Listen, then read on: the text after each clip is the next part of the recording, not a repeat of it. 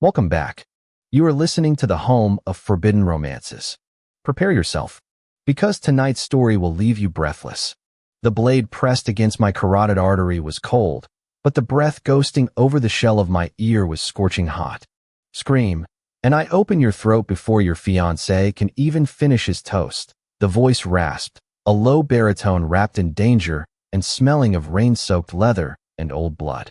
I stood frozen in the shadowed alcove of the Grand Opera House, the applause from the ballroom below sounding like distant thunder. Just seconds ago, I had been Julian Vane, the envied heir to the Vane pharmaceutical empire, stepping away for a breath of air. Now, I was a hostage in the arms of a man wearing a jagged, matte black ballistic mask. "Who are you?" I choked out, my hands trembling where they hovered uselessly near my chest. "The man who is about to ruin your fairy tale?" The stranger growled. He didn't ask for ransom. He didn't drag me to a waiting hovercar. Instead, he kicked the balcony door shut, locking us in the dim, velvet-draped private box. With a rough shove, he pinned me against the gilded wall, his masked face inches from mine. Through the eye slits, I saw irises the color of molten gold, burning with a hatred I didn't understand. "Look down there, Julian. Look at your Prince Charming." My eyes darted to the railing. Below, in the center of the crystalline light of the chandelier, stood Lord Silas Thorne. Tall, broad-shouldered, with hair like spun silver and a smile that could disarm nations. He was raising a glass of champagne, accepting the adoration of the city's elite. He was perfect. He was mine. "He's looking for me," I whispered, panic rising. "He loves me." The masked stranger let out a dark, humorless laugh that vibrated against my chest. "He loves your bloodline, little prince. He loves the inheritance that unlocks on your wedding night. But mostly, he loves the fact that you're too blind to see the monster beneath the silk suit." "You're lying." "Am I?" The stranger's hand moved, not to cut me, but to slide a sleek, illegal datapad into my hand. "Watch. And if you still want to marry him after this, I'll slice my own throat and save him the trouble." The world of Neo-Viridia was built on appearances. As an omega of high standing, I had been groomed to appreciate the surface of things, the cut of a gem, the thread count of a suit, the politeness of a smile. Silas Thorne was the epitome of that world. He was the youngest minister of defense in the history of the coalition. He was gentle. He remembered that I hated lilies and loved orchids. He never raised his voice. The stranger, who I would come to know as Kale, was the antithesis of Silas. Kale dragged me from the opera house not through the front doors, but through the labyrinthine maintenance tunnels beneath the city. He moved with the lethal grace of a predator, his grip on my wrist iron tight. I should have fought. I should have screamed. But the video on the datapad was burning a hole in my mind. It wasn't a grainy, ambiguous clip. It was 4K surveillance footage from inside the Thorne estate, a place I had visited 100 times. In the video, Silas was sitting in his study. But the warm, loving man I knew was gone. His posture was rigid, his expression bored as he cleaned a pistol. Beside him knelt a man I recognized, my father's chief competitor. "The Vane boy is pliable." Silas's voice had echoed from the device, clear and chilling. Asterisk, he thinks he's living a romance novel. Once the marriage is ratified, the Vane patents become marital property. I'll liquidate the research division within the month. Asterisk. Asterisk and the boy. Asterisk, the competitor asked. Silas had smiled then. It was a smile I had seen him give a waiter who spilled wine, dismissive, cold. Asterisk, accidents happen. Omegas are fragile creatures. A fall down the stairs, a bad reaction to medication. I'll play the grieving widower perfectly. The public loves a tragedy. Asterisk. The tunnels were damp, dripping with condensation and the grime of the undercity. My patent leather dress shoes slipped on the grating. I gasped, stumbling, and Kale spun around, catching me before I hit the filth. "Careful," he grunted. "Why?" I demanded, my voice cracking. The shock was starting to wear off, replaced by a nausea so violent I thought I might retch. "Why show me this? Why kidnap me? If you wanted to save me, you could have just sent the file." Kale paused. The golden eyes bore into me. "Because Silas Thorne controls the network, Julian. If I sent that file, it would have been scrubbed by his AI sentinels in 3 seconds, and you would have been dead by morning. He would have accelerated the timeline. So you kidnapped me? I extracted you. Kale corrected, his voice rougher now. Because you needed to be in a dead zone to see the truth without him whispering lies in your ear. He pulled me deeper into the shadows, into a hidden safe house built into the skeletal remains of an old subway station. It was a stark contrast to the penthouse I lived in. Exposed pipes, scavenged tech, a mattress on the floor. Sit, Kale commanded, pointing to a crate. He reached up and unclasped the mask. There was a hiss of depressurization, and the black resin fell away. I expected a monster. I expected a scarred, rugged brute. Instead, the face revealed was devastatingly sharp. High cheekbones, a jawline that could cut glass, and a mouth that looked like it had forgotten how to smile. He was beautiful, but in a dangerous, jagged way. He looked like a fallen angel who had crawled his way out of hell. My name is Kale, he said, tossing the mask onto a table. And until 3 years ago, I was the captain of Silas Thorne's personal guard. The revelation hit me like a physical blow. You worked for him? I killed for him, Kale corrected, walking over to a small kitchenette to pour water. He shoved the glass into my hand. I did his dirty work. I silenced his critics. I thought it was for the good of the city. Until he asked me to kill a witness. A pregnant Omega who had seen him taking bribes from the syndicates. I stared at him, my hands clutching the glass. What did you do? I refused, Kale said simply. He turned his back to me, pulling his tactical shirt up. I gasped. His back was a tapestry of ruin. Burn marks, lacerations, the jagged white lines of whip scars. It was a map of torture.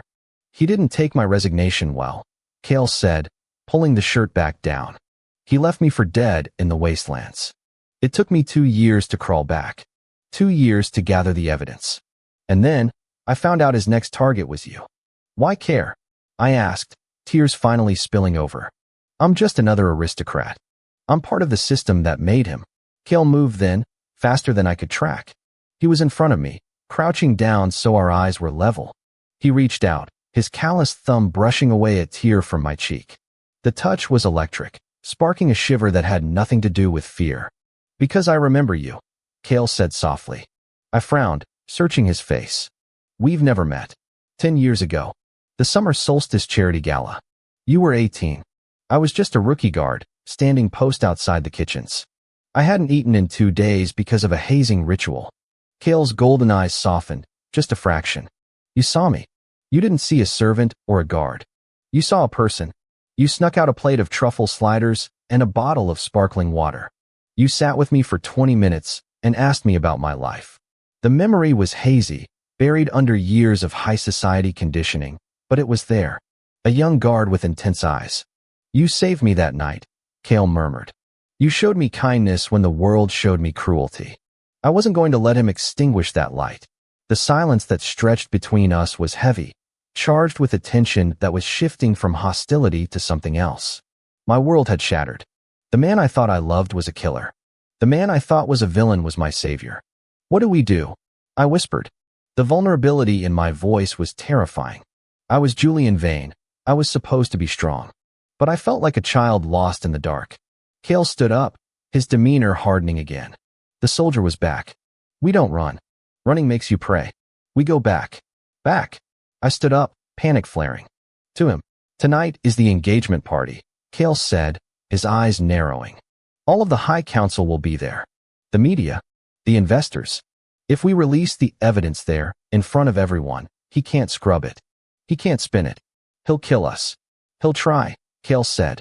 He walked over to a weapons rack on the wall and pulled down a sleek, silver pistol. He checked the chamber and held it out to me. But this time, you're not the damsel, Julian. You're the bait. And I'm the trap. Returning to the opera house was the hardest thing I had ever done. Kale had used his skills to bypass the perimeter security, slipping me back into the dressing rooms before anyone realized I had been gone for more than 20 minutes. I fixed my hair in the mirror. My hands were shaking, but my eyes looked different. The naive glimmer was gone, replaced by a cold resolve. I tucked the small earpiece Kale had given me into my ear canal. I'm in the rafters, Kale's voice buzzed in my ear. Asterisk, North Quadrant. I have a sightline on Silas. Just play the part. Asterisk. I walked out onto the balcony. The party was in full swing. Silas was there, looking concerned, checking his watch. When he saw me, his face lit up with that practiced, sickeningly perfect relief. Julian. He rushed over, taking my hands. His touch, once comforting, now made my skin crawl. Where were you? I was about to send security. Just nerves, Silas, I said, forcing a smile. It felt brittle, like glass about to shatter. I needed a moment. Of course, darling. He kissed my forehead. I held my breath, fighting the urge to recoil. Come. It's time for the speeches. He led me to the center stage.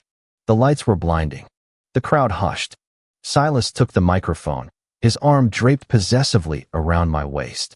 Ladies and gentlemen, Silas began, his voice booming with charisma. Tonight, I am the luckiest man in Ethelgard. Not because of my title or my rank, but because Julian Vane has agreed to bind his life to mine. The crowd awed on cue. Steady, Cale whispered in my ear. Asterisk, wait for the signal. Asterisk. Julian is the heart of this city, Silas continued, turning to look at me with eyes that I now saw were devoid of any real warmth. They were calculating, predatory, and together, we will usher in a new era of prosperity. He paused, waiting for me to take the mic and profess my undying love. This was the moment. I stepped forward. I looked out at the sea of faces, the corrupt politicians, the blind socialites. Then I looked up, just for a fraction of a second, toward the dark rafters. Silas speaks of prosperity, I said, my voice ringing clear and steady, magnified by the speakers. But prosperity built on blood is not prosperity. It is tyranny. The room went deadly silent. Silas's smile faltered, a flicker of confusion crossing his face. Julian, darling, perhaps the champagne. I know about the research division, Silas. I cut him off, turning to face him. I know about the accident you planned for me. Silas's face transformed. The mask of the perfect lover dropped, revealing the snarling wolf beneath. His grip on my arm tightened to a bruise. You little fool, he hissed, too low for the mic, but loud enough for me. You think you can embarrass me? No, I said, pulling my arm free. I think I can destroy you. I tapped the brooch on my lapel. It was the trigger Cale had rigged. Behind us, the massive holographic screen that displayed our engagement photos flickered and died. A second later, it roared back to life. But it wasn't photos of us. It was the video. The 4K footage of Silas planning my murder. The audio boomed through the opera house. Asterisk, Omegas are fragile creatures. A fall down the stairs. Asterisk. Gasps erupted from the crowd. Shouts of confusion. Silas froze. For a moment, he looked paralyzed by the sheer magnitude of the exposure. Then, his survival instinct kicked in. He reached into his tuxedo jacket. He's got a gun, someone screamed. Silas didn't aim at the crowd. He aimed right at me. His eyes were wide, manic. If I go down, you're coming with me. Bang. The shot rang out, but I didn't feel the impact. Because a black blur had dropped from the ceiling, crashing between us. Cale landed in a crouch, his coat billowing like wings. He took the bullet meant for me. It sparked off the Kevlar weave of his armor, knocking him back a step, but he didn't fall. Cale! I screamed. The hall erupted into chaos. Security guards swarmed, but they were confused, unsure who to attack. The minister who just tried to shoot his fiancée, or the masked intruder. Silas stared at Cale, recognition dawning on his face. You're dead. Cale stood up, ripping the damaged armor plate off his chest. He wasn't wearing the mask now. He wanted Silas to see him. I'm the ghost you forgot to bury, Silas. Silas roared, raising his gun again, but Cale was already moving. It was a dance of violence I could barely track. Silas was a trained soldier, but Cale was a force of nature fueled by 3 years of hatred. Cale deflected Silas's arm, the second shot going wild into the ceiling. A swift kick to the knee shattered bone. Silas screamed, dropping to one leg. Cale didn't kill him. That would be too easy. Instead, Cale swept Silas's legs out from under him, pinning him to the stage floor with a boot to the throat. Don't! I shouted, rushing forward. Cale looked at me, his chest heaving, sweat matting his dark hair to his forehead. He looked feral, magnificent. He deserves to die, Julian. He does, I agreed, stepping up to them. I looked down at Silas, the man I had almost married. He looked pathetic now, gasping for air, fear in his eyes. But if you kill him, you're a murderer. If we let him live, he rots in a cell, watching his empire be dismantled piece by piece. That is a fate worse than death for a man like him. Kale held my gaze. The golden fire in his eyes dimmed, replaced by a simmering respect. Slowly, he lifted his boot. You heard him, Kale spat. Security forces finally rushed the stage, but they didn't arrest us. They had seen the video. They handcuffed Silas Thorne, dragging him away as he screamed curses at the both of us. The adrenaline crashed. I swayed, my legs suddenly turning to jelly. Kale caught me. His arms were solid, warm, and real. I got you, he murmured against my hair. You came back, I whispered, clutching his tactical vest. I told you, Kale said, his hand coming up to cup the back of my neck, his thumb stroking the sensitive skin there. I'm not leaving you in the dark again. The scandal rocked Ethelgard for months. The trial of Silas Thorne was the most watched event of the decade. I testified. I sat in the stand, chin high, and told the world the truth. But I didn't do it alone. Every day, sitting in the back row of the gallery, was a man in a dark coat. He didn't wear a mask anymore, but he still watched the shadows, ever the protector. 6 months later, the dust had settled. I had taken over Vane Pharmaceuticals, purging the corrupt board members and redirecting our funds to the lower districts, the districts where a young guard had once starved. I found Kale on the roof of my building, looking out over the city lights. You're not on payroll, you know, I said, walking up beside him. You don't have to guard me anymore. Kale turned. The scars of his past were still there, but the weight on his shoulders seemed lighter. Old habits. I have a proposition for you, I said, my heart hammering against my ribs. Kale raised an eyebrow. Oh, need someone to intimidate a shareholder. No. I stepped closer, closing the distance between us. I need a partner. Someone who sees the truth, even when it's ugly. Someone who isn't afraid of the dark. Kale went still. The wind whipped our clothes, the city humming below us. I'm not a prince, Julian, he said quietly. I'm broken. I have nothing to offer you but blood and bad memories. You have yourself, I said, reaching out to take his hand. His fingers were rough against mine, calloused and scarred, but they interlaced with mine perfectly. And that's all I want. I don't want perfect, Kale. Perfect is a lie. I want real.